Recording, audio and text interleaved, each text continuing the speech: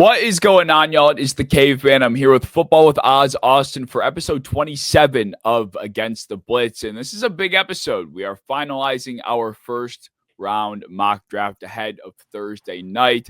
This is a completely predictive route, trying to figure out who every team is going to go with, get into their heads as much as possible, think like the general managers of all these teams. And honestly, I don't think we're going to have a lot of similarities because there's really no consensus after the top three, it feels like, if we're being honest.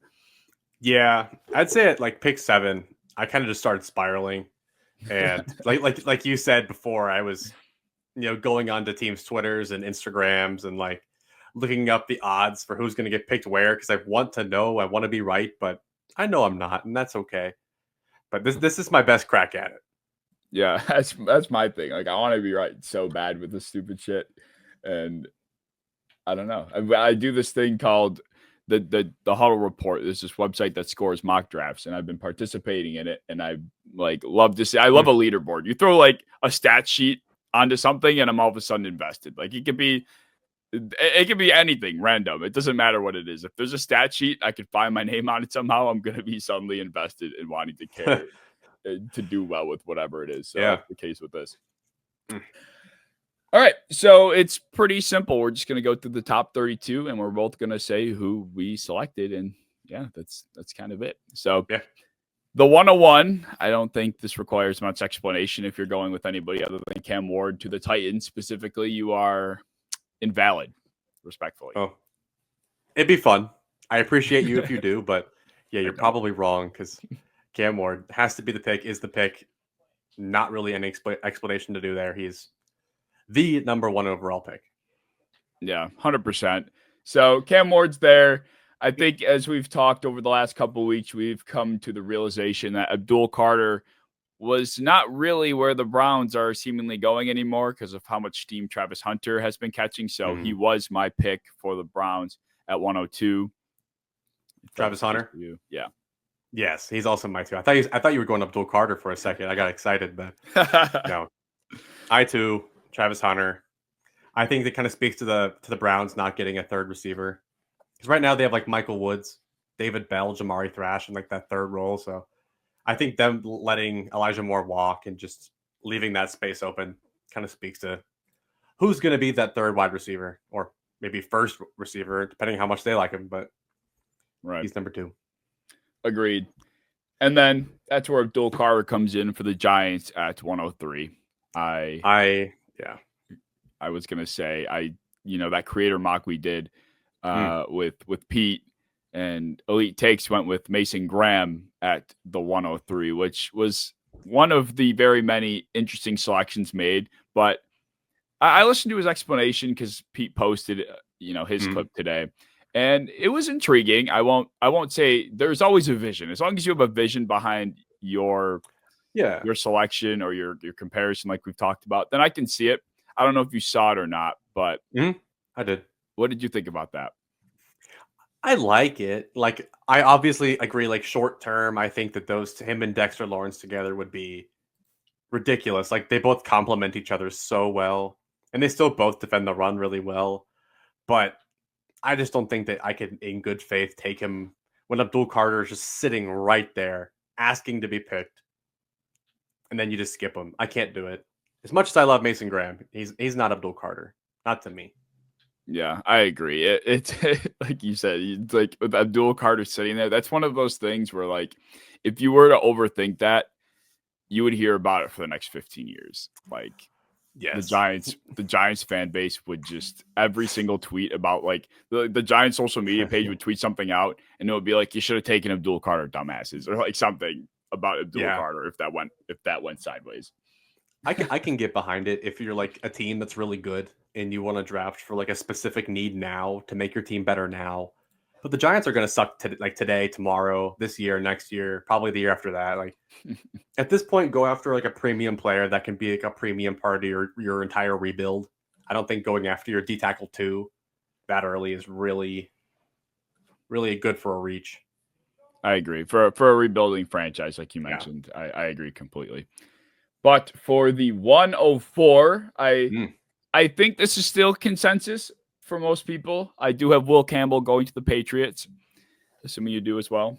I do as well. Yeah. I mean, as long as Vidarian Lowe is the Patriots left tackle and Cole Strange is their left guard, I'm not moving off of offensive line unless Abdul Carter falls to me. Yeah, it's just not happening. I agree. I think it just feels like with the way Mike Vrabel has talked about him too, and doing my I didn't do much research on the Patriots because I've had this pick in mind for the last 3 weeks, but it just seems like it's really swayed in that direction. And maybe, I mean, the only other thing I could imagine, if it's not one of the other top two guys, is maybe like somehow they're that high on Membo. I've been hearing. Yeah, Membo. I have to. Yeah. But anyway, I still can't imagine. No, I mean, Membo's he's a right tackle. He's only played right tackle. Like, we have no idea if he can play left. Will Campbell's played left for the last 3 years now.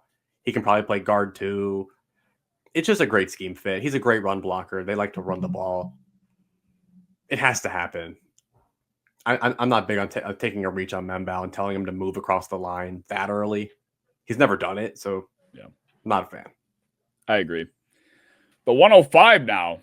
I did stick with Mason Graham, but I was in the trenches, in Jaguars Twitter trenches, trying to figure this one out because there's been Ashton Genty smoke getting tossed around. I saw Ted McMillan, Tyler Warren. There's all sorts of possibilities that I think are just a bunch of bait. I think basically Jacksonville is trying to throw as much out there as they can to try and get the Bears to trade up to the 105 to jump the Raiders for Genty. That's what I think is the goal of all this noise, but you can't ignore it. Like the McMillan stuff, I'm like, holy shit. But I stuck with Graham. I went Graham too. The only one that I can actually kind of believe is Genty, because I do believe. I mean, they went with. I mean, it was entirely different GM, but they did go ETN in the first when he probably shouldn't have been, and he's been kind of bad the last year, maybe even 2 years. So, oh man, it would be beautiful with their new scheme in there, but it has to be Mason Graham. Mason Smith is currently their other starting defensive tackle. They have Eric Armstead's like their other guy, but he's 80. Devon Hamilton, like their defense is still going to be bad regardless. They got to go defense. I agree. And one of the things that really pushed me off the Genty mountain for the Jaguars was this chart I found. Shout out Sam Hoppin at Sam Hoppin on Twitter. He tweeted out basically it's a chart of every draft pick, and it expresses to you if you went, whatever position you drafted in that spot, it tells you how much they would cost league-wide. Yeah. So like the percentile, if you will. I'm so bad at explaining this. But basically, if the Jaguars selected Ashton Genty with the 5th overall pick, he would be in the 87th percentile, and he would be the 6th highest paid running back in the NFL just by getting drafted 5th overall. That's insane.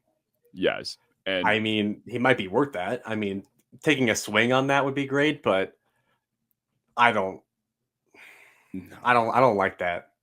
No, a running back. I can't speak right now. A running back that has not played an NFL snap being the 5th highest paid in this day and age sounds insane. As sensational as Genty is, not to mention, like, we're talking about a Liam Cohen-led offense here that found Bucky Irving in the 4th round last year.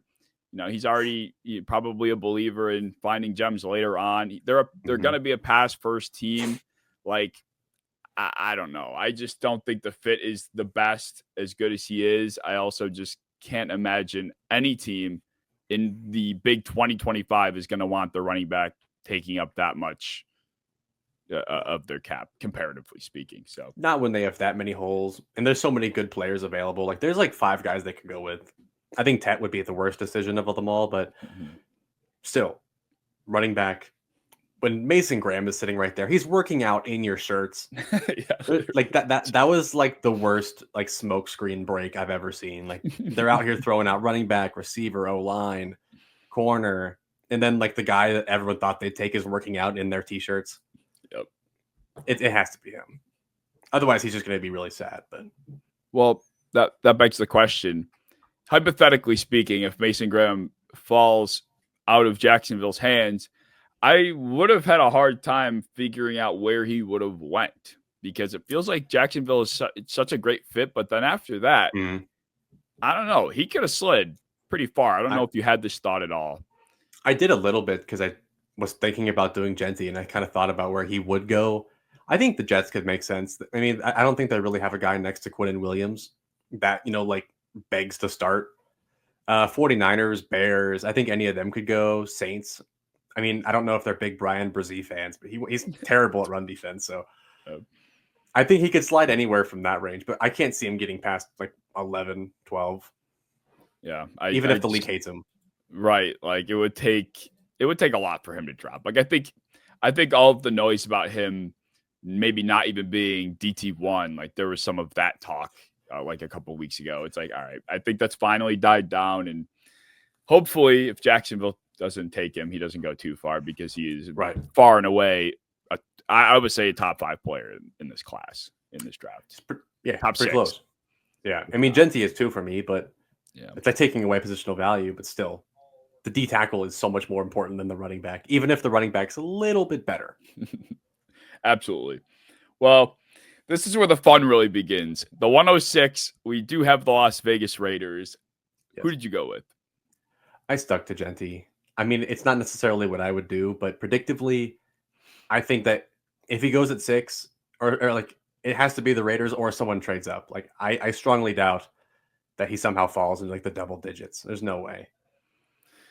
It's what it feels like. Like with all this noise, it seems like he has to be a Raider. I mean, almost every single mock draft I see is Raiders, and I don't know. Even from like the big guys. Yeah, like even from like the Kuipers and all the above, like everybody that we just did does Genty to the Raiders, and it makes sense to me. It makes sense to everybody. Zamir White is awful. Like it's that big of a team need too. It's not like they have an ETN there. They have Zamir White and like Sincere McCormick. I don't know. It's fishy. There's something fishy about it. And there is something running amok. I said it I think it was last episode or 2 episodes ago. I said this is probably going to be my first big selection, or probably my one big selection that's completely against consensus. I just don't think the Raiders go with him. It's kind of the same thing with the Jaguars. He would be, I mean, not the 6th highest paid, but he would be the 11th in the 71%, 71st percentile. I fucking hate that word. It just is a lot to give up for a running back when you have so many. We've talked about it so many times, so many other holes. Yes. And there's this grow as I was getting deeper and deeper into Las Vegas Raiders Twitter. There's like a strong belief that it really could be Membao. It could be. That's the only other option that I have. And I've mocked him there before. And I like Will Johnson there personally, but predictively, it's Genty or Membao. I mean, I know that there is some Raiders fans that love Delmar Glaze and they want him to stick at right tackle, and they like what they saw.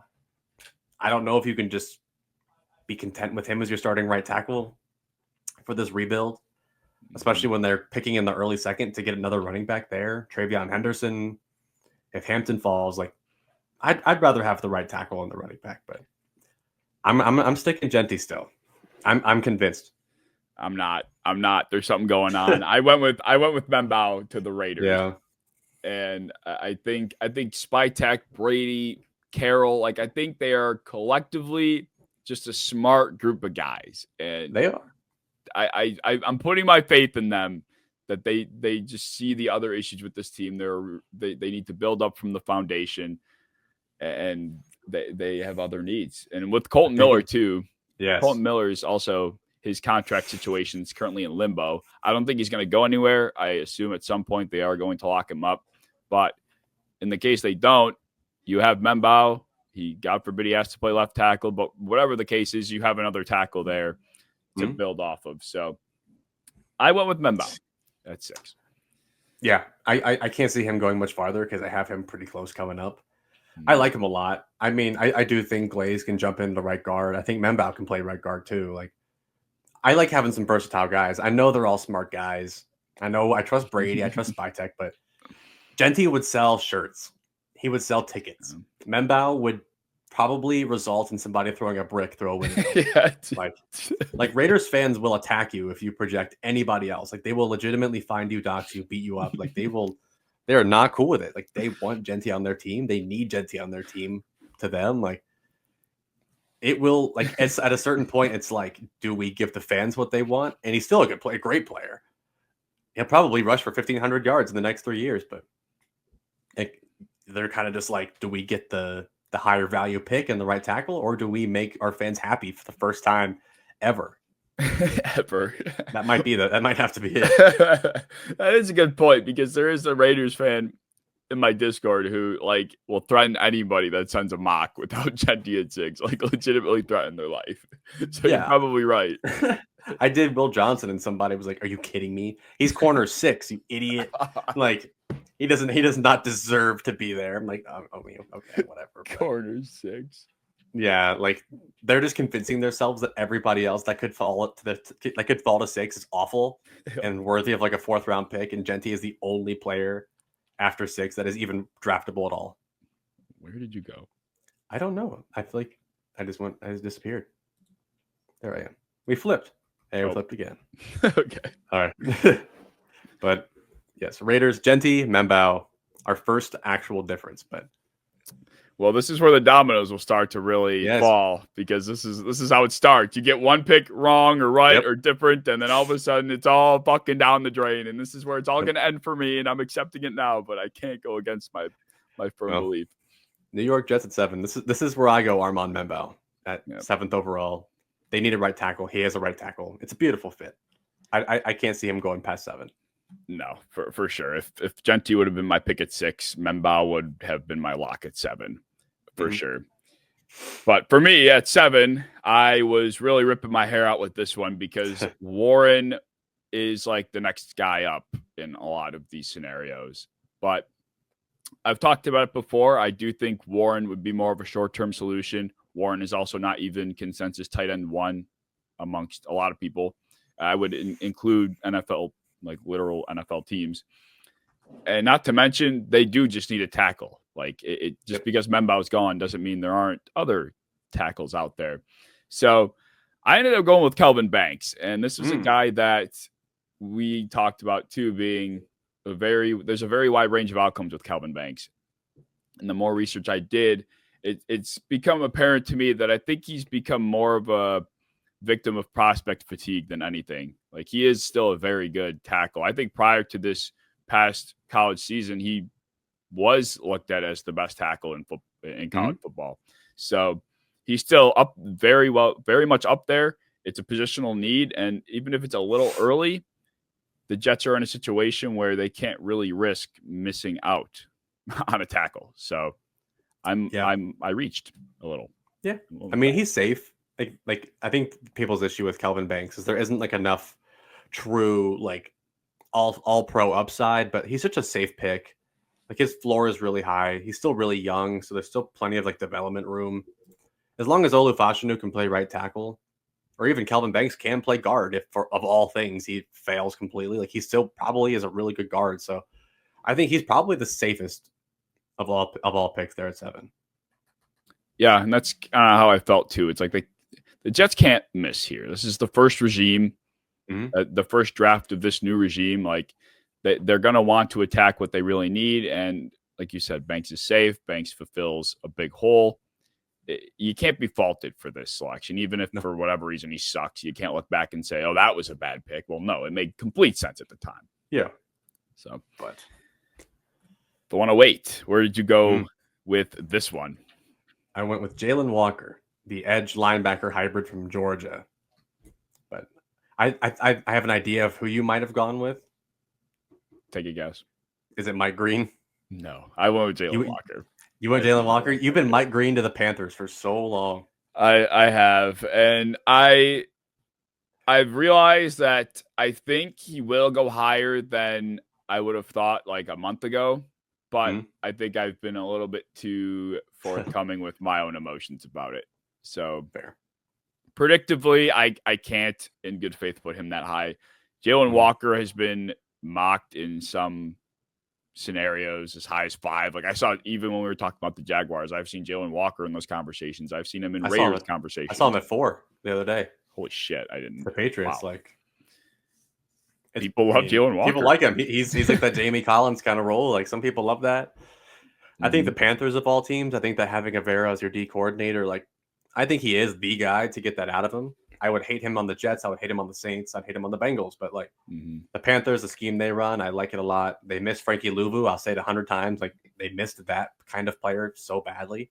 Jalen Walker is that kind of Kyle Van Noy kind of player. So on roids. So I think it's a good pick. I think he would be a bad pick anywhere else. But to the Panthers, I like it. I agree. I think Jalen Walker, I mean, the more and more I hear about Jalen Walker, the more and more I hear about how he could go here or there or this team or that team. And it just feels like he's at the top of the Panthers board. It's almost kind of like the Genty to Raiders kind of thing. So yeah, the character seems fine.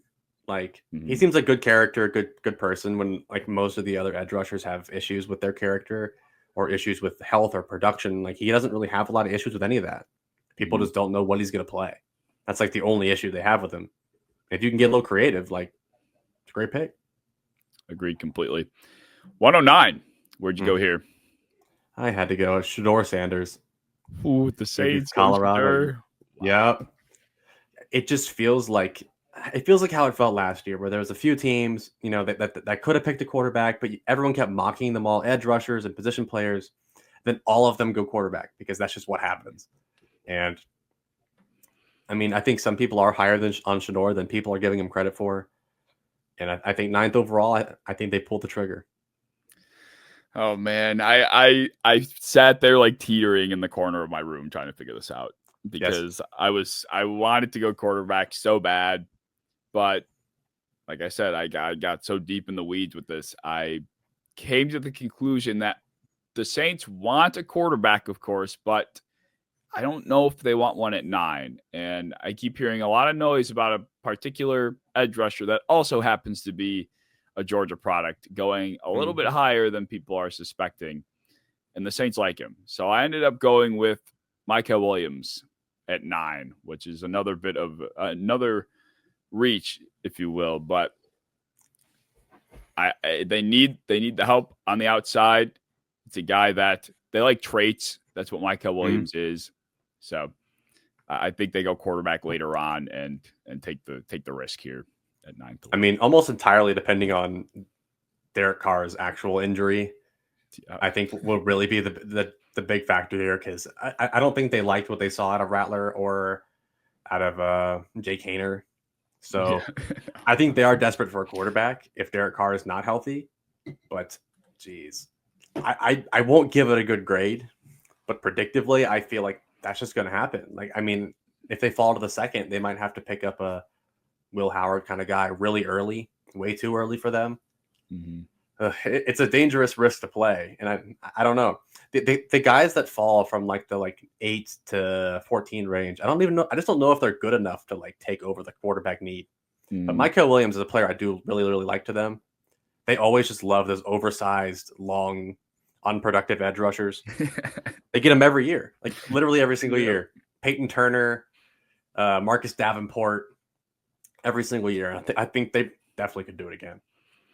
Yeah, I think so too, which is scary because I have gone a lot of different directions that are not typically taken. So I'm terrified about like this range of 7 to like 9. I'm horrified. Well, not even Jalen Walker, I guess 6 to 9 we'll say. Yeah, it's terrifying for me, but I kind of cleared up the rest of the way, kind of. Okay, well then, I mean, I feel like if you didn't go Genty at 6, your Bears pick might be a little bit more clear there. Yeah, I took Ashton Genty for Chicago. I saw a report that said that they desperately want Genty and they're like praying he falls to 10. So I am not going to take that as gospel, but they are one of the few teams I feel like are in a position to draft Genty comfortably. I mean, it was popular like 2 months ago, and then people were talking about the Raiders all of a sudden. If he's there, the Bears are going to slam that button. It almost feels like, to me, it's more likely that the Bears trade up and get him than that he falls that far. Yeah. because he's just so good. I feel like they can't take the chance that he falls past the Raiders, and then they have to pick like a position player other than running back. Because I don't know. I was looking. They can slightly upgrade at left tackle or defensive end or D tackle, whatever. But it just none of it seemed right. Like none of it seemed right for being the 10th overall pick. But Genty, very, very much worth the 10th overall pick if he falls that far. Who'd you go with? I went Tyler Warren from Penn State, the tight end, because he is the Ben Johnson of Ben Johnson tight ends, and I think that Cole Kmet's just he hasn't gotten it done. He's all projection at this point. The production's not there. The tape's not there. Tyler Warren can kind of be Ben Johnson's creepy little project and just go crazy. You did talk about this last episode or something like that. Yeah. It made a lot of sense too. Like being able to have that type of, I mean, year one Sam Laporta was a different monster, and having another guy that can score points and be that type of weapon in the red zone and that we know how Ben Johnson likes to, the plays he has in his playbook would be chalk for Tyler Warren, like fumbling the ball off the snap and throwing a moon ball out to the side of the field or whatever the fuck that play was. Like Tyler Warren is built for that type of playground. So that's it. Makes too much sense. Sam Laporta too was taken way earlier than people really give it credit for. Because at the time, Sam Laporta was not like a consensus early second round pick. Like people hated that pick because it was over Darnell Washington. It was over Luke Musgrave. It was over a bunch of guys that people were really, really high on. And people thought it was dumb. Like they needed a tight end. They only had like, I don't remember even who they had. It was terrible. But they picked the guy on a big reach and he ended up being like a Pro Bowl caliber tight end for them. So I don't think they're too shy of taking Tyler Warren, who's a much better prospect than Laporta was. Just like a round earlier. I feel like they can do it. I think so too. I like that. I think if Genty wouldn't have fallen here, I think Warren probably would have been my first selection at 10. It was just better, a boring defensive end, but like you were saying, 49ers at 11. This was hard.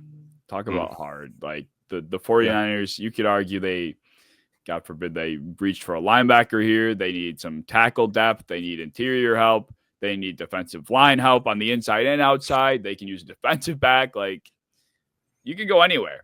So I ended up going on the edge, and I was reading a lot about how they are big Shamar Stewart fans. Hey. So I ended up going with Shamar. I think they do another team that likes their traits.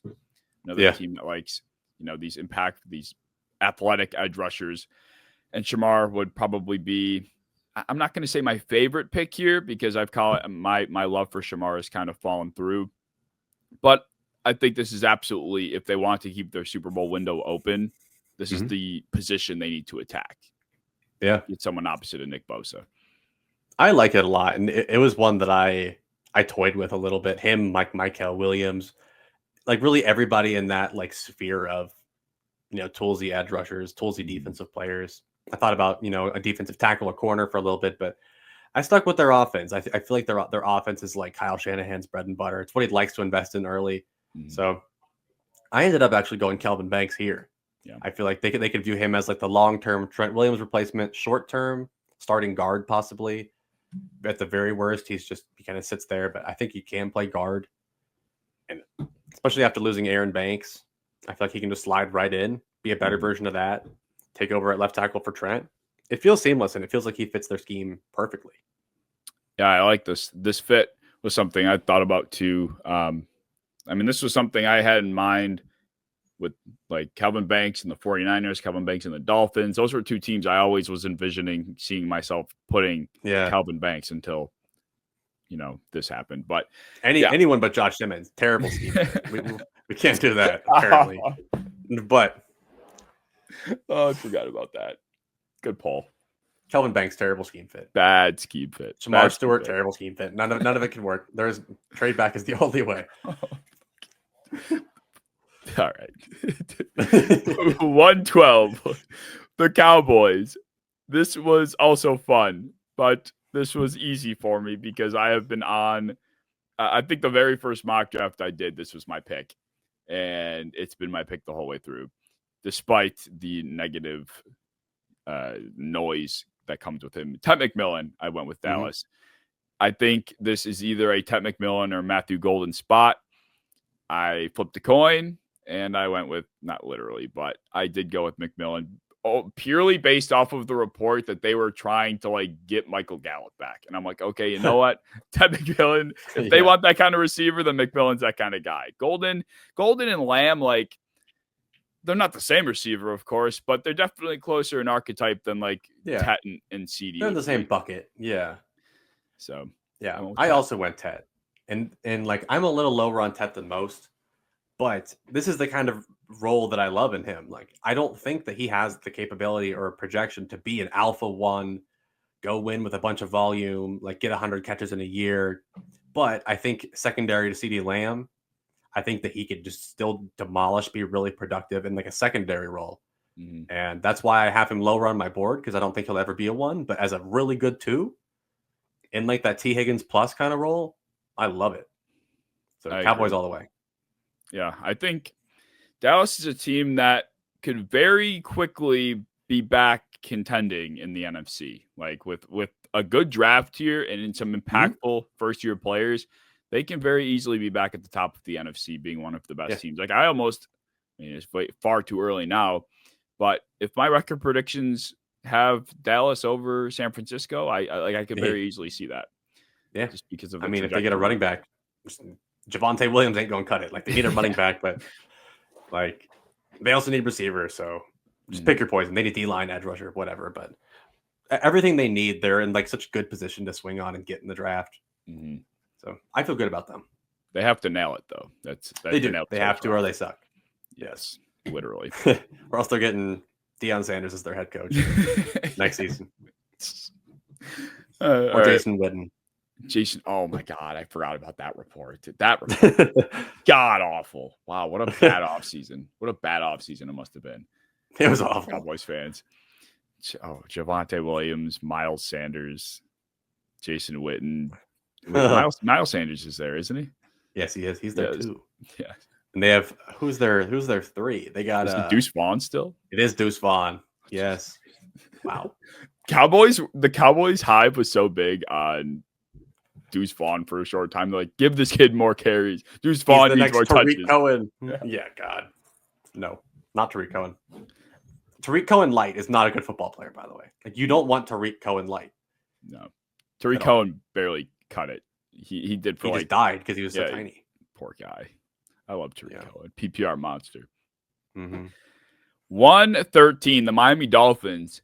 I have been on record saying first that it would be irresponsible for them to go anywhere other than interior defensive line. That was our first mock. The second time around, I said they have to go tackle, like they have no choice. And now here we are, the third and official time after the Jalen Ramsey rumors. They, quite frankly, don't have a choice but to go in the secondary. And Will Johnson out of Michigan is my pick. He took quite a skid, so I feel like this was a slam dunk.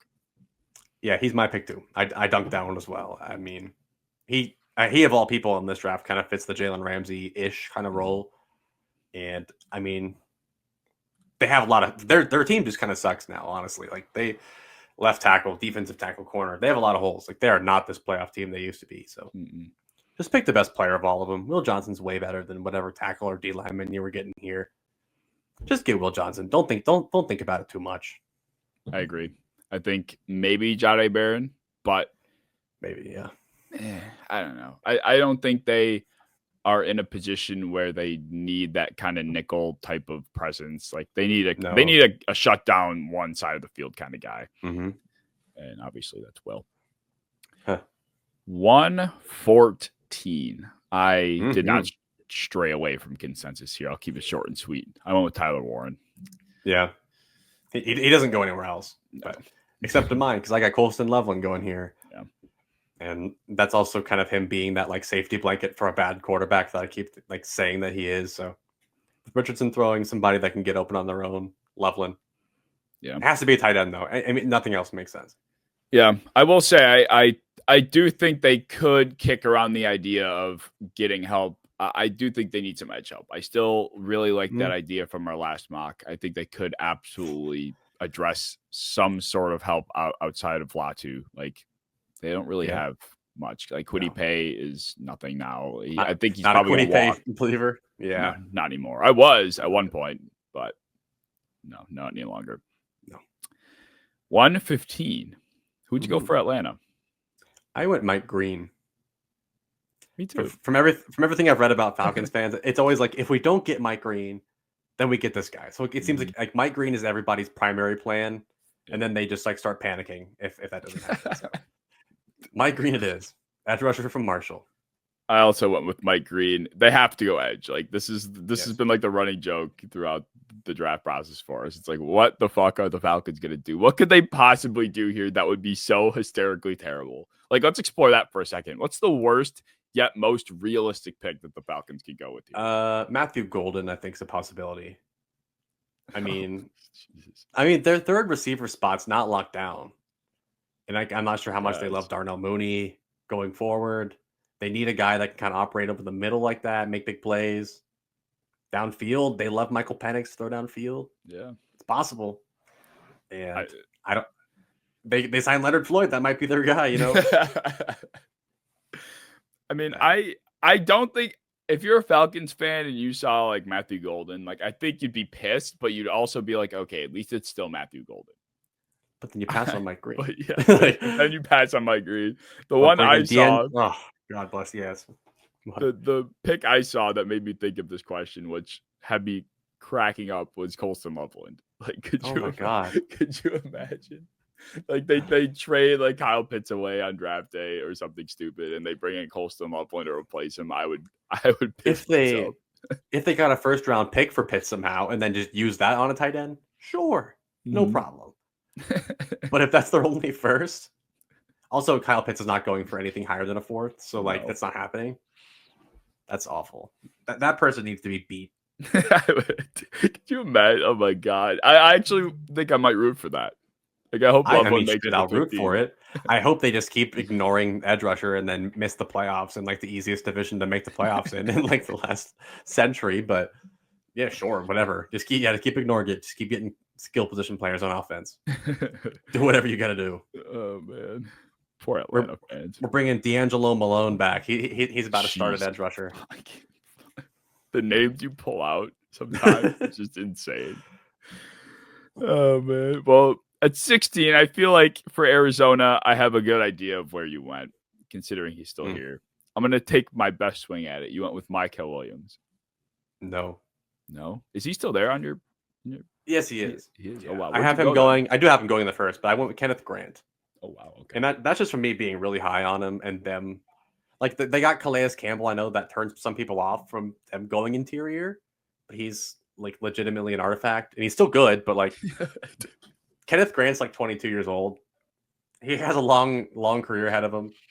He's also a fantastic football player. So to be alongside Calais Campbell and make their front actually good for the first time since Calais Campbell was there the first time, I'm cool with that. Well, funny enough, I also went with Ken Grant.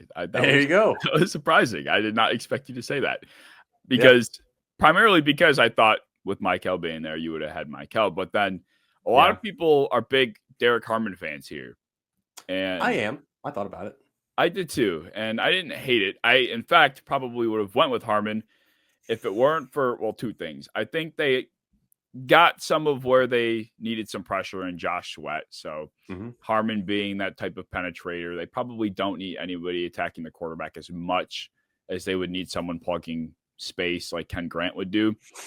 But also, I came to find out that Derek Harmon has some suspicious medicals that might drop him in the draft. So that was kind of hanging in the back of my head throughout this entire mock. So I don't know where he's going to, I mean, I do in my mock. I'm on my board. He is in my spoiler. He did make my first, but he did take a little bit of a spill compared to where I have him. Yeah. So it'll be interesting to see where he goes. Cause there's a couple guys in this first round, like even Loveland, I saw something that said he's got some medical suspicious stuff going on. I don't know. Will Johnson. I hear all the time with Will Johnson's knee and his hamstring, like whatever. This is that time of year where it's like all of a sudden these guys are all like in the hospital. They all have mono. Like that's true. Yeah. That is true. But yeah, Ken Grant. That would have probably been the last pick that I thought we had the same. So that's I mean, theirs is like a crapshoot for literally who's mocked there. But like, I like Michael in that spot. They like the Darius Robinson pick last year kind of throws a wrench in like a lot of my holes because like he's such like a positionless player, so you don't really know where they want to play him on the edge or inside. But I don't know. I'm so high on Kenneth Grant. I think he's like 12 on my board. I just went BPA per my board. I like it. Well, for the 117, that would be your Cincinnati Bengals. I'm curious who you had here first, predictably. Predictably, I went with interior defensive lineman. Don't kill me, Walter Nolan. That's also where I went, actually. Yeah, I actually like him to the Bengals. I'm just lower on Nolan because I don't think that he can like play all 3 downs, and like I don't want him to like be like my goal lines run stopper. Yeah, but the Bengals have TJ Slayton, who's like 1,000,000 pounds, and BJ Hill's a pretty good run defender. Like they just need a guy that can rush the passer. They have 4 guys that can stop the run. No pass rushers. No one can rush the pass. I have no doubt about that. So I actually would like that pick, but really only to the Bengals. Yeah, I think Nolan. We've talked about where he could go and how high we've seen him get mocked before. I don't think he slides too far. I think this is probably his stopping point. Maybe somehow gets out of the top 20, but it wouldn't be much farther. I think he is. I could see it ultimately, but yeah, like Vikings. Even if he does somehow, if the Rams just wanted to be assholes, they could pick him. He fits their scheme perfectly. Like literally, I don't know. I feel like with the Bengals' new defensive coordinator Al Golden, he loves to attack. He loves athletes. He likes to, cause the QB some harm. So having a guy that's sole skill is causing the QB harm, I wouldn't be mad at it. I really wouldn't. All right, 117. Bengals take Walter Nolan. 118 now. We have the Seattle Seahawks. I almost traded them out, but I didn't. And I went with somebody that I kind of feel like might go sooner than this, but I couldn't justify it. And that's Gary. I went with Gray Zabel. It makes the most sense. Gary. Like it's an easy plug and play. They need interior help. I think he's absolutely going to be on the inside, but he's everything that they need. Someone that can play inside and outside, because everyone on that offensive line is a liability any given week. So yeah, that's basically all they need. I just am only concerned about this is because, like I said, I've been seeing people say he could go as high as the top 15, which I would be kind of shocked about, but I don't like that. Me either. So. I mean, I view him as a center, and I think the Seahawks still need a center pretty bad, especially with like the 2nd and 3rd round center value is trash. Like that would be a reach, but 2nd and 3rd round guard value is great. So like Zabel fixes your center spot, and then in the 2nd and 3rd round, you can go guard and receiver, get Jaden Higgins, get Ioman, or get whoever you want there. Like it's a beautiful outline for a draft if they just follow it this way. I agree. Who knows if they will? They might go Matthew Golden, Ted McMillan, 1st round. Oh my God. Yeah, I saw that a few times. It's just receiver or offensive line. It's like, what? I just cannot fathom the idea of a receiver here. I would throw up. It's going to be Eman Mori, and everyone's going to shit their pants. Another fucking DB that comes downhill. Yippee. Yep. They already have one. Why do they need it? Why do they need another? I would be sad for Seattle fans. 19. Tampa Bay. I'm interested to hear where you went with this. I went Jahad Campbell. It feels like the pick. I don't think I've mocked him anyone else since we've started this. I didn't. I kind of turned a blind eye to Jahad, and I'll get into that in a little bit. But I went with Jahdae Barron. I could not see him falling any further. I think he very easily could be a top 15, top 12 pick, maybe even top 10 if a team likes him enough. I think there are fits there too. But this is a team that could use some secondary help. I've read that they want to move. Is it Tyke Smith? How do you pronounce yes, yeah. They want to move him to safety. So if they move him to safety, he's the current nickel, and that would be perfect for Barron. And Todd Bowles likes these kind of versatile players. They play a lot of cover 3. I think this would be a very good fit outside of Jihad. If Jihad's been the popular pick, I think Barron for me is the next best. Yeah. Why can't I think of a word? Pick. Pick. I didn't want to use pick again, but I couldn't think of anything else. Selection.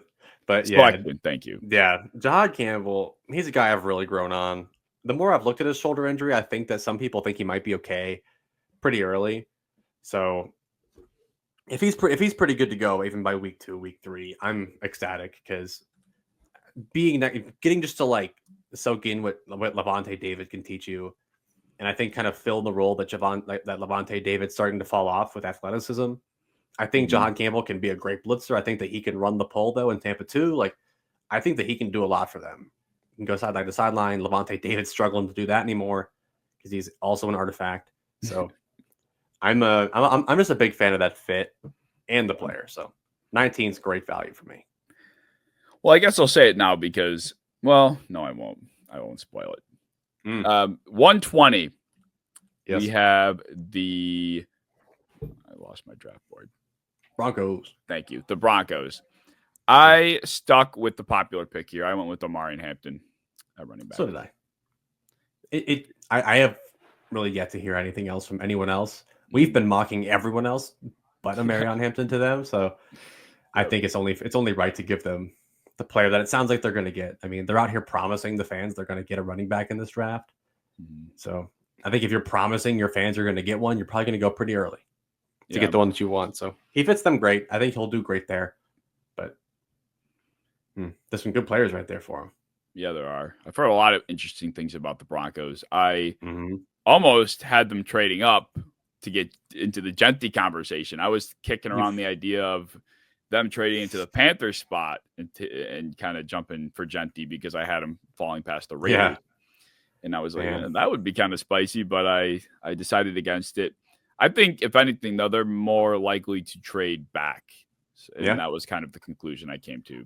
Yeah. I mean, the cost to go from 20 to 8 would be like a king's ransom. Like you'd have to give up a full arm and a leg, possibly more, to get like a running back. As much as I would love Gentry to Denver, I feel like they can just go with Hampton and call it a day. I mean, the fans will be happy. Their team will be better for it. It'd be a good pick. I agree. Yeah, I mean, you're right. A king's ransom would be an understatement to go that high. I mean, yeah. I'm not going to say I don't think Gentry's that much better than Hampton because, of course, he is. But to jump that high for what type of difference in running back are we really talking? Right. Like they're both similar style. Like that would be insane. But for pick 21, where did you go with Pittsburgh?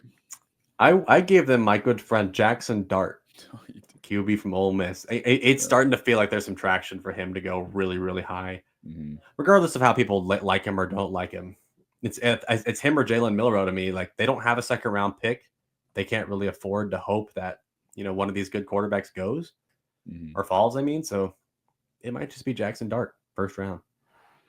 Well, I also went this route, except I didn't go Dart. I went with Shedeur. I took Shedeur at 21. He makes it past the Saints. Well, both Dart and Sanders make it past the Saints for me. But I don't know. I think Shedeur with Pittsburgh, in my own mind, for some reason, just makes more sense than Dart. Like I can see that fit being more natural. And I think part of it is because of the analogy you made with Dart to Hurts. And I just couldn't see Jalen Hurts in Pittsburgh, which is also why I can't see like a Jalen Milroe in Pittsburgh I guess I could, but I don't know. I kind of see a vision with like the way they're going to have to pass because I don't think they're going to have access to like the entire middle of the field. Like I think it's going to be Seams, DK, and George Pickens, and then they're going to run the ball because they're probably going to go third round running back, get a Cam Scatabo, get one of these just brute Caleb Johnsons. And I think they're just going to be a play action heavy, run heavy. Jalen Warren as the RB2 still. They have Kenneth Gainwell on that team. Like they're going to be running back heavy. 12 personnel, launch the ball downfield. I feel like that's what Dart can do. Like play within a system where he doesn't have to make a lot of drop back reads.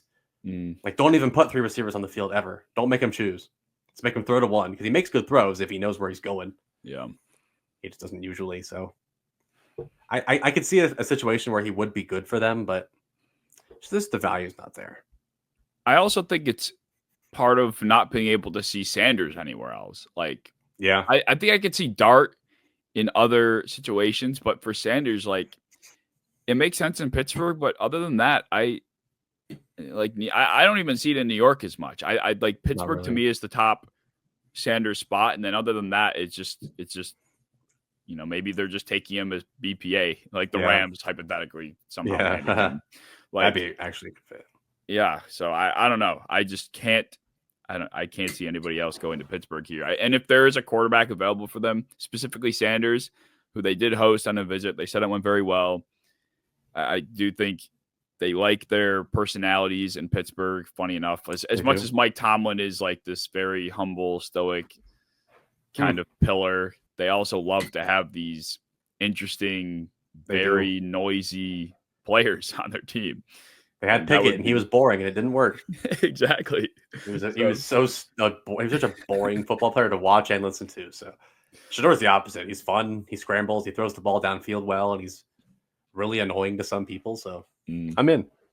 The Sanders family in Pittsburgh. I think they would love that. Oh God. All right, for the 1-2-2, the Los Angeles Chargers. I will knock this one out quick because it's the easy pick for me with them being there. I have them going with tight end Colston Lovell, and can't imagine they pass on him here.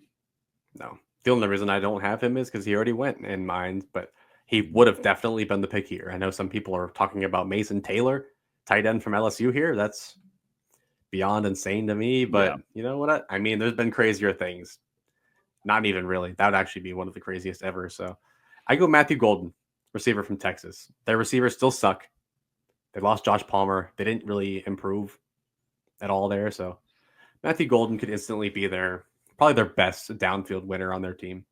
They don't have a lot of those. So no, they don't at all. And I mean, a guy like Golden, he could be. I do think there is a possibility he could be a high volume guy. I feel like he might not. Like, I guess it all depends where he lands, and that can be said for anybody. But this is a team that needs someone to come in and soak up targets. They're going to need to have someone next to Ladd that can be that second top option. And who knows? I mean, maybe Golden surpasses Ladd in terms of target share because of the different types of positions they would be playing on the field. So, and maybe that would actually let Justin Herbert push the ball deep. I mean, the guy has like an average up the target of like 6.1 yards. That's probably high for him, actually. And that's not his game. He loves to throw downfield, but they don't have the guys that can win downfield. Josh Palmer couldn't get open. Quentin Johnson can't catch. Like the guys they had, Mike Williams was just like in a wheelchair at all times. Like they didn't have the guys that could, win downfield. That Ladd could do it sometimes, but you can't rely on Ladd McConkey to do that. So Golden feels like a great pick here. Who was the receiver that caught that deep ball from Herbert early in the season last year, and it was like going out of bounds, but then fumbled it out of the back of the end zone? Jalen Reagor. Was it Jalen Reagor? That's who I thought. I know Reagor fumbled. Yeah, I have like a weird memory of like every Chargers play ever. I remember Jalen Reagor. It was a good ball, great play. Yep. And it was like the left side of the field. Yes, it was going towards the pylon and just fumbled the ball at the end zone. Yep. Yes, I remember that one. Oh my God, that's ingrained into Justin Herbert defenders' minds. Poor Chargers. Yeah, God, their receivers are so bad. Oh, here it is. I found it. They just got it strips. Like what are you they doing? They had Stone Smart was a starting tight end for them for a bit. Like, oh my God, they had someone catch a pass in the playoffs, and I'm like, who the fuck is that? It was like his first catch.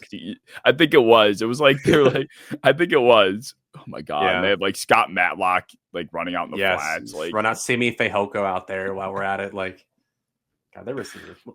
Let's bring back like even the Eddie Royal days, like that kind of stuff would be so much better than what they got now. This is terrible. They have Mike Williams. They got him back, I guess. Hey, yeah, he's terrible too. Yeah, that poor guy. Terrible in Pittsburgh. Terrible there. That was funny. Poor Justin Herbert, though. Yeah. Well, the 123, the Green Bay Packers. This was another very tough pick for me.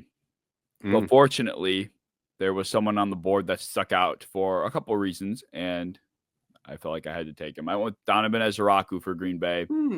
I think they need edge help. I've been kind of saying that for a while now. I think people are big on receiver here, but like a lot of the receivers that would be available now, at least in my mock, like they have enough of them. Like they have like the Jaden Reeds, they have the Dontavian Wicks and the Romeo Dobbs, the Christian. Like they have a room full of capable receivers that are all playing different positions or serving different purposes. So you throw Egbuka there, and then what happens to Jaden Reed? You throw Golden there, and then Watson's role is probably a little bit fuzzy. Like who knows? What do you do with all of that? Yeah. So I just couldn't wrap my head around it. Defensive back, I kicked around, but that was a little bit early for me. So I went with Ezeraku, who also has ties to Jeff Hafley. He was his former coach. So okay. Yeah. I mean, I forgot about him being there now, him being Boston College's own coach. That could definitely be a thing. I went same position, just Michael Williams instead, because it feels like edge is their, like, they spent on Lucas Van Ness. They put a whole first-round pick on him. That's crazy. They did. I didn't like it at the time. It's looking really bad. Like, really bad. Yeah. And Rashawn Gary's their guy, but he hasn't been productive either. Like, he's just been fine. Like, they need a guy, especially if, like, defense is going to be their thing to try and stop the Eagles. Mm-hmm. You need a big-ass 6'5", 267, a lengthy, toolsy edge rusher out there to, stop Jalen Hurts, stop Saquon. Mm-hmm. They don't have that right now, so I'm okay with Ezeraku because he's going to get 15 sacks like in his first 2 years at least. So that's great for me. Michael Williams great for me. Just I don't like the receivers they're putting in here. Yeah, if Tet falls this far, great, but other than that, no. Right, yeah, Tet's the only receiver out of the high-end group that I feel like would have like a defined role on this team. Right. Yeah. Other than that, you have a crapshoot. You have a pool of these guys that you just throw another one in there, and you're like, well, now what? So, I don't think Tet will make it that far. Although I did see it mocked a few times. I've seen it, but I just doubt the entire NFL is that collectively low on like such a toolsy player. Mm-hmm. Like I don't think he's far off from Drake London as a prospect, and he went like top 10, so I could see it. Agreed. Well, we get to now the Minnesota Vikings at 124. This was a pick that I thought was going to be easy because we've talked about it often. It feels like they have a top need and it could be easily addressed with especially who's available for both of us. But I ended up going with defensive interior with Derek Harmon, who is taking enough of a skid for me. Like they could use another guy inside. Brian Flores would love a guy like Derek Harmon. It just would fit that mold of they're like a bunch of these guys are like packs of wolves attacking quarterbacks. Yes. So Harmon would just be another wolf to add to that pack. So I like Harmon there. I thought about Harmon because he has like another wolf there, but I picked a wolf in a different way where I went Eman Mori, safety from South Carolina. Like I think he has a bunch of issues that no one talks about, but playing in that kind of system, the Flores system, he doesn't have to do a whole lot except for just attack whatever he sees in front of him, like a wolf. So, if I'm picking a safety to attack somebody in front of me, it's probably Eman Mori. I think Starks is probably better suited for a system where like the defense needs him to think and do stuff like that's that like a football player has to do. But like if Nicky Eman Mori doesn't have to think, like I'm making Minnesota, beautiful. Yeah, that's funny. You're right. They really don't think over there. They just kind of sprint. Yeah, just attack you. Josh Metellus sometimes has an assignment, but like, it's usually bad if he's in coverage. Like, he's a great run defender, probably the best run defensive safety in the NFL, but like he literally cannot cover anything because he's like 300 pounds playing safety. I almost went with Eman Mori here, but I felt like Harmon was too good of value for I just can't imagine he gets this far, and the only reason he is because of this looming potential injury issue he has. But other than that, I feel like Harmon would be a top 20 pick. I only see it just because of like the depth of like TJ Sanders, Omar Norman Lott, Darius Alexander, like the guys that could kind of work their way into like the second and third round might not be that much worse on people's overall board. So like that's just the only reason I have some D tackles falling. Yeah, that's true. That is a fair point. I mean, when looking at the draft as a collective, the defensive line, interior speaking, is probably the deepest next to running back. I think so. Comfortably, yeah. That is a fair point. Well, we get to now the Houston Texans. This was another difficult pick because I did not realize that there was as strong of a push for a receiver as there was. And like, I think it is kind of legitimate. So it scared me, but I still stuck to my guns. They need offensive line help. It would be insane for them not to take him, especially after the departure of Laramie Tunsil. I have them going with Josh Simmons. I love Josh Simmons. He is my comfortable OT1. And his entire thing is literally just pending his knee. We have no idea. He looks good. We don't know if he can actually play and like put, 300-pound pressure on it, but he looks fantastic. So if he's healthy, this would be my pick, but I just don't know. So I went his own teammate, Emeka Egbuka. I went the receiver route in Ohio State.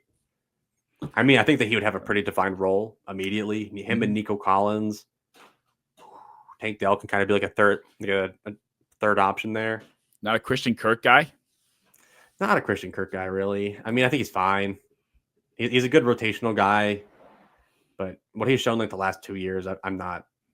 I also like him more of a downfield player. Like Egbuka, I like him to play closer to the line of scrimmage. Kirk,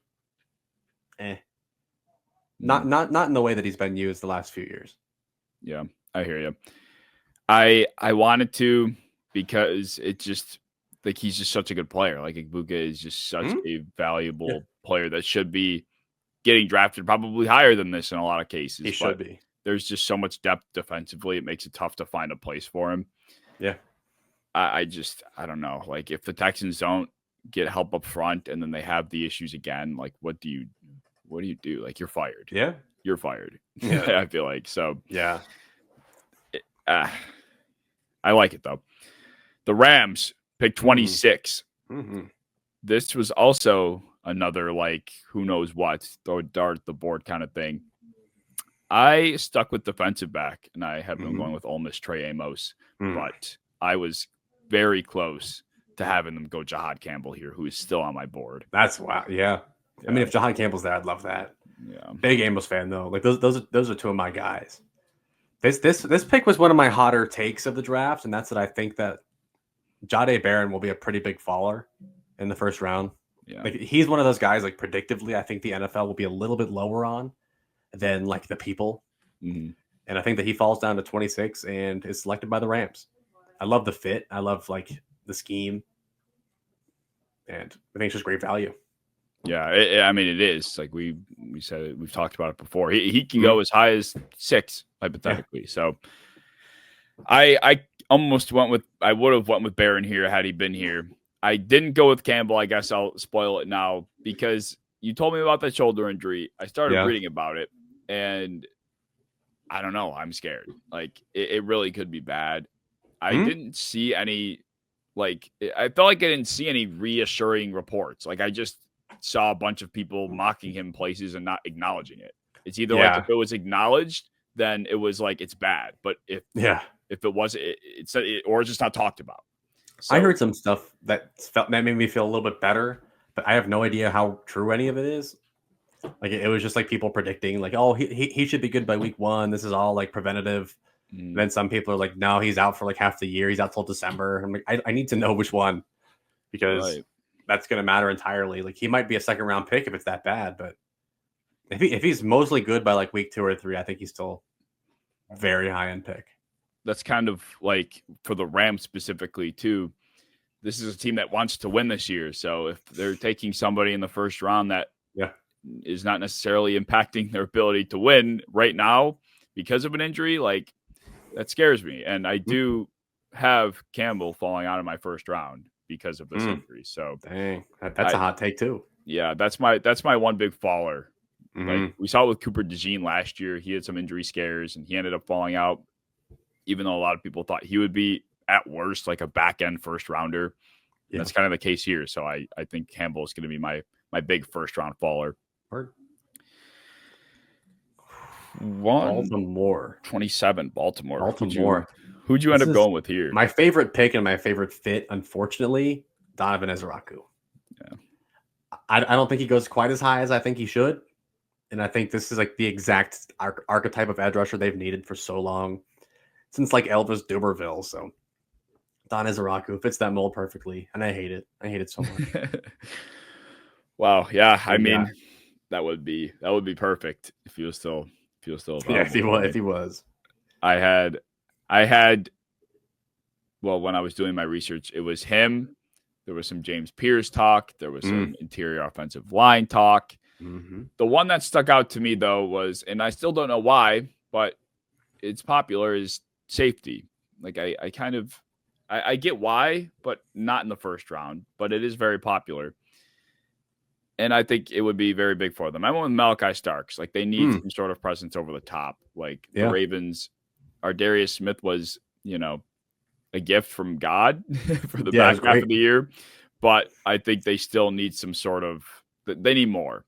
Yes. And Malachi being able to be like Malachi Starks and Kyle Hamilton would be like about as perfect of a pair as you can possibly imagine. So that to me is a very attractive duo.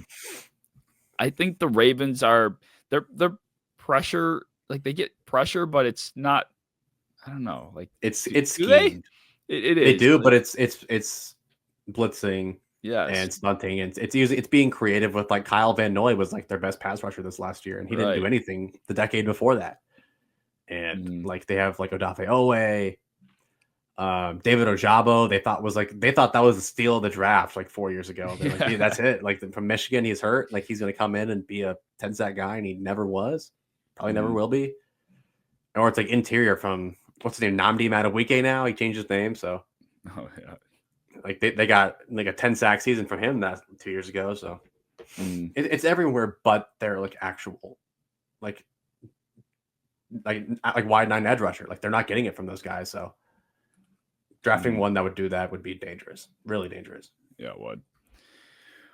Well, we are to the Lions now. Who'd you go here? 128. I went with one of my other big fallers, Shamar Stewart. Ooh, I forgot you didn't take him yet. Wow. No, he's just a guy. I think some teams, like with how deep the edge rushers are, I think that some teams will probably prefer Micah Williams and Ezraku, and a guy with like his bad production profile. Just having a guy that can fit the run and slowly develop with Aiden Hutchinson, but he can probably start day one as a run defender. Ridiculous athlete. Like he kind of fits all the boxes of what they need of like a starting like strong side player. Yeah, I like that. I mean, if Shamar was here, shit, that would be my pick too. Slam dunk. I just have no.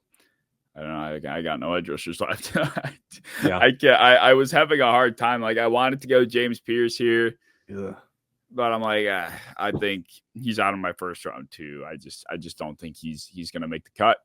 So I ended up going with a player that would be horrifying on this team, and I think it would be fun. I went with Matthew Golden to the Lions. I don't think it's popular. I honestly don't even think it's going to happen, but I can't see Matthew Golden falling out of the first round, and it was trending that way. So I also saw a rumor that Jamison Williams and what they're going to do with this fifth-year option. Like, if he's on the way out, Golden would be a guy that could slide in and be that downfield threat. But at the very least, you have Matthew Golden, Amon-Ra St. Brown, and Jamison Williams on your field for a year. Yeah, that'd be awesome. I mean, if you want to push for that Super Bowl, that would be, in my opinion, the best way to do it. So if he's there, I feel like the Lions they're all about BPA. Yeah. Like that probably is, I'm off the top of my head, BPA at this best point. player available. Yeah. I don't know. It hurts my Jack Best dream so much, the Lions. I want that so bad in the second round. It's like the biggest team fit ever. But yeah, I mean, if Matthew Golden falls anywhere like near 28, even if a team has dire needs elsewhere, I will never be mad at taking a guy that will probably be your wide receiver 2, at worst wide receiver 3, but be really good at it. And like with Ben Johnson gone, they do need to elevate their offense again. Like it's not going to be the same that it was. So getting another playmaker when like they might not be able to scheme their guys quite as well would be pretty big. Yeah, totally. Well, for the 129, who'd you end up going with here for Washington? James Pierce. Yeah, I went with a guy like I just don't think they can pass. Like he's the only pass rusher here that like I feel like could like consistently get pressure his Mhm. rookie year, even if that's his only role. I think 29 is a good enough like punishment. Like you've fallen enough. You were Yeah. supposed to go first overall, and people think that you have bad character, so you're falling into the second round. But like 29's fallen enough far. Yeah, I almost did it, but I think there is like legitimate concern to his ability, like his size. It will just always be something in the back of my mind too, on top of the other issues with what he's got going on. Which, I mean, I'm the first person to say that Mike Green is now my second best edge rusher, so I guess I can't talk. But I don't know. I think Jihad and, like I said, James Pierce are probably my 2 first-round fallers. Are my two first round fallers. And I mean, I don't really see Pierce going. It's not consensus that he gets in the first year. No. So it's like 50-50. Yeah. And it's usually at the Eagles, but I mean, I have him going 3 spots higher. I don't think that's too crazy. No, not at all. I actually had my first trade here. Oh, you traded. I did have a trade. I was trying to find one throughout the entire way through. I have the Commanders dipping out. They don't have too many draft picks. I think they have a lot more holes than people actually realize. So they could use some draft selection help. And I have the Saints popping their way back into the first and taking Jackson Dart. Oh, at the 129. I love that fit. I think the second when you made that Jalen Hurts comparison to Dart, I'm like, you know what, that makes a lot of sense. You talked about how Kellen Moore is the head coach now. I actually read a lot about how the Saints love Dart more than Sanders. So I don't think they could risk him falling any further. I was looking for a way to get them to move up even farther than this, but because they have the 40th pick, it would make it tough. That's their next pick, I should say. Yeah. So going from 40 to 29 is a lot easier than like 40 to like 22 or 21 or something. So I have Dart going to the Saints. I like it. I mean, I don't know. Dart's just such a projection. Like people can hate on him all they want. Like any person that knows football can see a situation in which he can be good. Like Jalen Hurts was not a good prospect, and he has become, a pretty decent quarterback because he's fallen into a situation that benefited him perfectly. And I think if anybody knows how to do that, it's the quarterback that just coached Jalen Hurts to a Super Bowl. So I think it's very possible.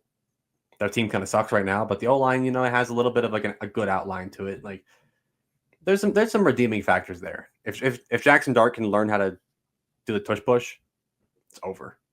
Yeah, it's over. It is, and he could. Like he very well could. Like he's that type of. He's strong. Yeah, he is. He's that type of runner. He's athletic. He's fairly big. Mm-hmm. And he's handsome. It works perfectly.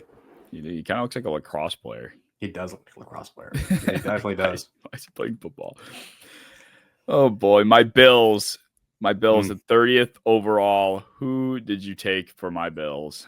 I went Malachi Starks to the Bills, and that's just I talked about it before. My distaste for having, DeMar Hamlin, Cole Bishop as like my top, high responsible safeties. Like I want a little bit more there.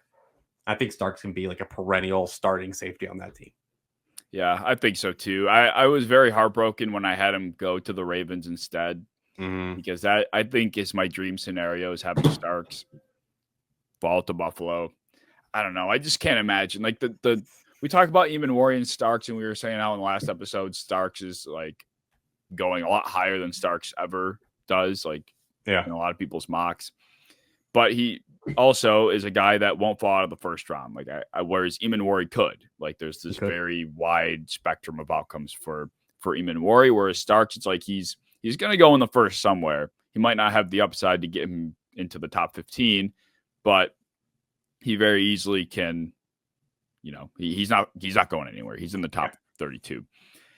I, with that said, have been a big Eamon Warrior guy at 30.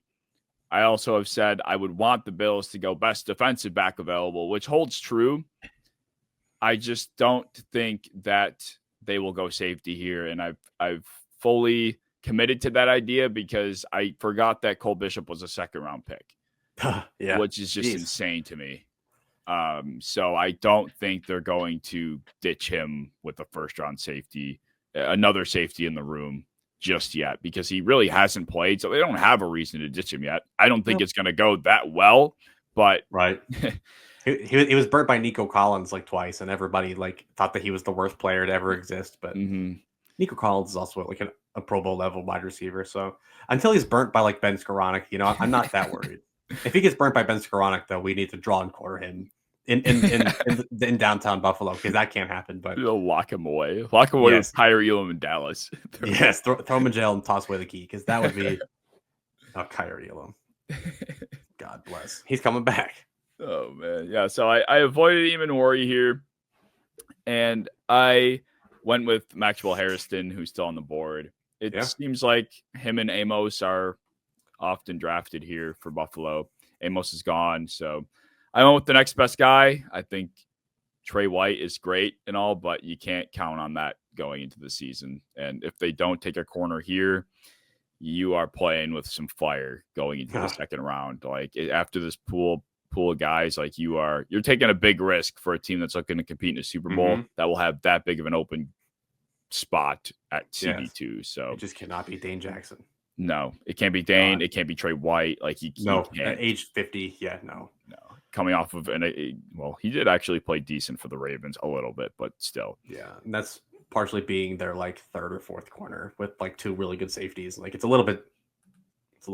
So yeah, but 131. 31. They cannot mess this one up because they only have like two needs, and everybody good is falling this far. So who do you have for the Chiefs? I don't love it, but I went with Tyler Booker. Another guy that I don't think will end up making it out of the first round. They do need some help on the interior offensive line. I was thinking about tackle, but I don't know. I just wasn't necessarily as big on Josh Connerly compared to like Arante Eris. How do you say his fucking last name? You have Ursary over Josh Connerly? Like, I don't think he's over him, but I think Booker, comparatively speaking, is more of a value here for Kansas City than either of those guys would be. So, yeah, they're just a mess on the offensive line, period. So I feel like you really can't miss with this whatever pick if you're going offensive line, as long as you're not reaching too far. So Booker makes it into the first round for me to Kansas City. I like it. Yeah, I am a big Josh Connerly fan, honestly. Like I have him as almost like a mid first round grade on my board, but just they just put Jalen Moore, but 2 years 30 off the top of my head. Like I just struggle to get them a left tackle when they just put pretty decent investment into their left tackle. So I went with a guy that falls to me, Derek Harmon for the Chiefs, which would be a nightmare scenario. But that's just like assuming the injury plays a part and how like having guys like Walter Nolan, Kenneth Grant, Mason Graham, like a bunch of good guys before him. Just somehow he's the black sheep that falls, but I don't like it because it would be elite. It would be a phenomenal pick, but yeah, this draft feels like the opposite of last year. Like, remember last year, like the top of the draft felt so good, and then the last like 10 picks felt terrible. Like all of them felt like bad picks, and this year, like the first 10 don't feel great. No, but the last 10 feel like they could be like slam dunks. I think I subconsciously, like, without even realizing it, needed Harmon gone before that could happen. I want him gone, yeah, but like he's a great player. Yeah, he is. I'm just like, I don't know. He's such a weird projection, being a like 320 size, 320 pound like penetration style player. He doesn't fit everybody's scheme. Fits Buffalo actually because they have Jones doing that kind of thing, but I don't know.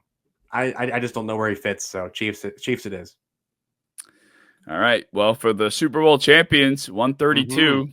Who did you end up going with? I got a little weird here. I went Luther Burden, receiver from Missouri. Like, get them that last receiver that they need. Jahan Dotson just ain't doing it. Johnny Wilson's terrible. And he's been on Tinder way too much. Like, I think it just has to be Luther Burden. I like it. Man, Luther Burden for me is, I don't know. I can't see him going. I don't even know if he goes within the first like 35, 36, 37 picks. I don't know if he does. But I know there are some people that love him. Yeah, that is. Some people have him at wide receiver 1 or 2.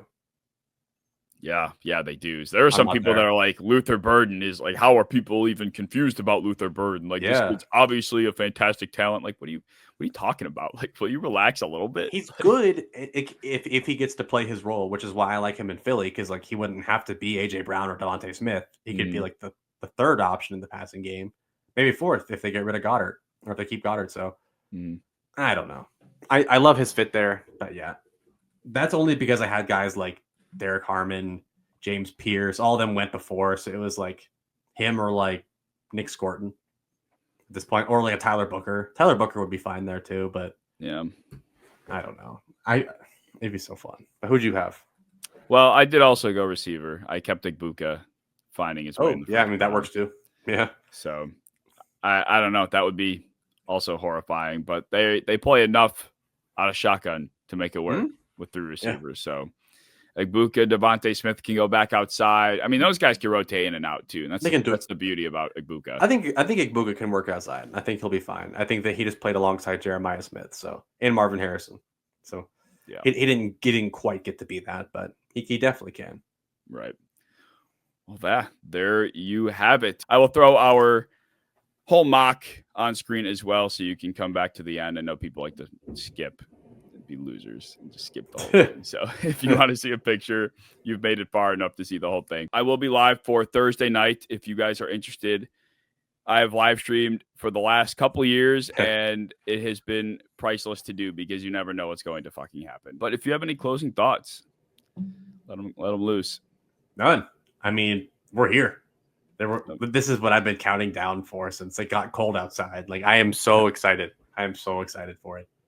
Me too. So this is like the last highlight of the offseason, and this is it.